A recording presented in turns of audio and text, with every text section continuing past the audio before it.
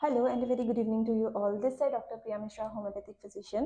अभी हमने ये देखा कि रिसेंट में एक डिसीज़ का नाम चेंज हुआ है, that is from PCOD to PMOS. That is earlier it was known as polycystic ovarian disease, while now it is now changed as polyendocrinal metabolic ovarian syndrome. तो सबसे पहले हम ये बात करते हैं कि सिंड्रोम वर्ड क्यों यूज़ किया गया है।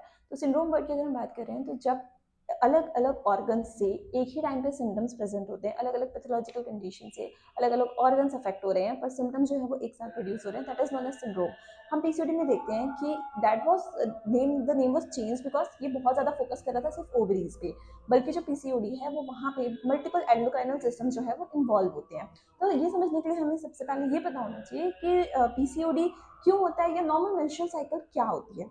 नॉर्मल मेंस्ट्रुअल साइकिल में क्या होता है कि जब भी कोई फीमेल है वो प्यूबर्टी अटेन करती है, तो मेंस्ट्रुअल साइकिल स्टार्ट होती है और वो होता है 28 डेज का। इन 28 डेज में on the 14th day, day of ovulation जो होता है, उसमें ग्रेफियन फॉलिकल से एक एग रिलीज होता है और वो एग जो है वो यूट्रस में प्रेजेंट होता है। अगर वहाँ पे स्पर्म प्रेजेंट है तो वहाँ पे फर्टिलाइजेशन होगा, नहीं तो जो वो एग है वो डिनेचर हो जाएगा और वो डेड हो जाएगा, एक डेड सेल बन जाएगा और वो शेड ऑफ हो जाएगा in the form of menstrual bleeding that last for 4 to 5 days.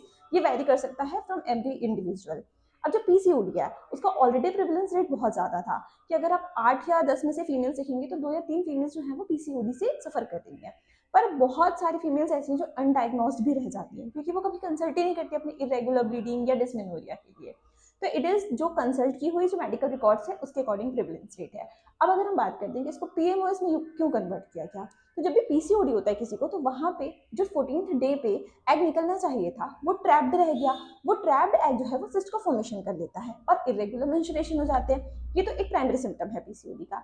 इसी के साथ में बहुत सारी फीमेल्स में देखने के लिए मिलता है कि हाइपोथायरॉयडिज्म इन्वॉल्व हो रहा है, मतलब थायराइड हार्मोन जो है वो अफेक्ट हो रहा है। वेट गेन हो रहा है। वेट गेन होने से क्या होता है कि जो बॉडी है वो इंसुलिन के लिए रेजिस्टेंट हो जाती है और डायबिटीज हो जाता है। नेक्स्ट वन इसके बहुत सारे फेशियल हेयर्स और एक्ने हो जाते हैं, वहीं पे एंड्रोजन अफेक्ट हो रहा है, इसलिए फेशियल हेयर्स और एक्ने हो रहे हैं।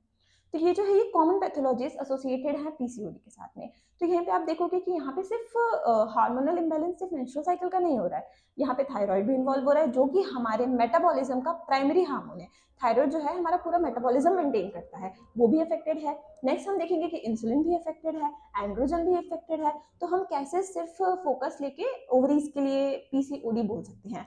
That's why it is change to poly endocrinal, कि बहुत सारे एंडोक्राइन सिस्टम्स इन्वॉल्व हो रहे हैं साथ में ओवेरियन सिंड्रोम की। ओवरीज तो इन्वॉल्व है ही, but it is also involving other hormones. That is the basic change जो आया है मेडिकल टर्म में फ्रॉम पीसीओडी टू पीएमओएस। अगर इससे रिलेटेड कोई भी क्वेरी है तो आप कमेंट बॉक्स में पूछ सकते हैं।